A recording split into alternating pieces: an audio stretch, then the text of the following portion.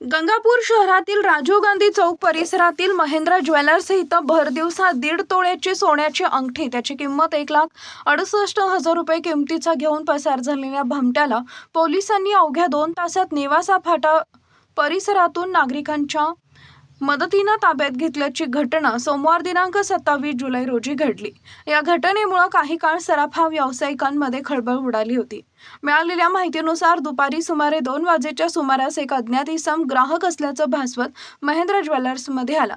त्यानं दुकानदार देवेंद्र सुवर्णकार यांच्याकडे सोन्याची अंगठी पाहण्याची इच्छा व्यक्त केली। त्यानुसार दुकानदारांनी त्याला सुमारे 1.5 तोळ्याची सोन्याची अंगठी दाखवली। अंगठी हातात घेतल्यानंतर त्याने ती बोटात घालून पाहिली आणि क्षणाचाही विलंब न लावता दुकानाबाहेर धूम ठोकली। घटना लक्षात येताच दुकानातील कारागिरानं त्याचा पाठलाग केला। आरोपी जुने बस स्थानक परिसरातून पळत पशुवैद्यकीय दवाखान्याच्या आवारात शिरला। तिथं आधीपासून उभी असलेल्या मोटरसायकलवर बसून त्यानं पळ काढला। त्यामुळे सुरुवातीला आरोपी पसार होण्यात यशस्वी झाला। दरम्यान संपूर्ण घटना दुकानातील सीसीटीव्ही कॅमेऱ्यात कैद झाली होती। घटनेची माहिती मिळताच गंगापूर पोलिसांनी तात्काळ तपासाची सूत्र हाती घेतली। सीसीटीव्ही फुटेज, तांत्रिक माहिती आणि स्थानिक नागरिकांच्या सहकार्याच्या आधारे पोलिसांनी शोध मोहीम राबवून अवघ्या 2 तासात नेवासा फाटा परिसरातून आरोपीला ताब्यात घेतले।